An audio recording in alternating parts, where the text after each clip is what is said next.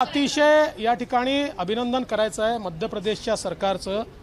मध्य प्रदेश सरकारने 6500 कोटी रुपये स्वतः देऊन शेतकऱ्यांची विजेची बिलं त्या ठिकाणी माफ केली आहेत। महाराष्ट्रामध्ये मात्र या ठिकाणी रोज सावकारी पद्धतीने विजेची बिलं वसूल केली जात आहेत। महाराष्ट्र सरकारने देखील मध्य प्रदेशप्रमाणे शेतकऱ्यांच्या विजेच्या बिलाचे पैसे हे महावितरणला द्यावे अशी आमची मागणी आहे।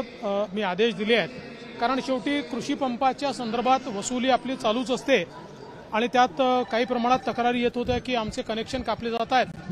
महाराष्ट्रातल्या बऱ्याच भागामध्ये त्या ठिकाणी अतिवृष्टीमुळे शेतकऱ्यांचं नुकसान झालं। त्यामुळे आता रबीच्या पेरण्या करणं किंवा आता जे काही पीक घेता येईल तो प्रयत्न त्यांचा चाललेला असताना मी असं सांगितलेलं आहे की जे बिल भरू शकतात त्यांनी बिल भरलं पाहिजे, पण जे अडचणीत आहेत त्यांनी करंट बिल जरी भरलं तरी त्यांना सध्या सूट देण्यात यावी, त्यांचं कनेक्शन कापण्यात येऊ नये, भविष्यात त्याच्याकडनं आपल्याला वसुली करता येईल।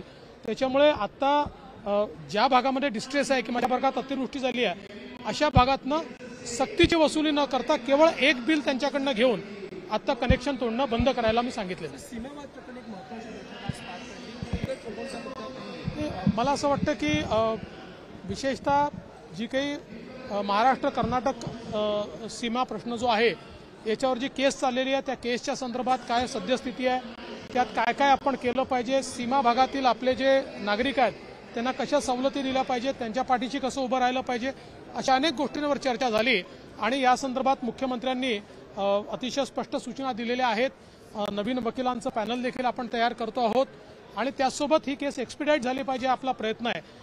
त्याचबरोबर तिथले जे आपले लोक आहेत त्यांना वेगवेगळ्या प्रकारची मदत कशी करता येईल हा आपला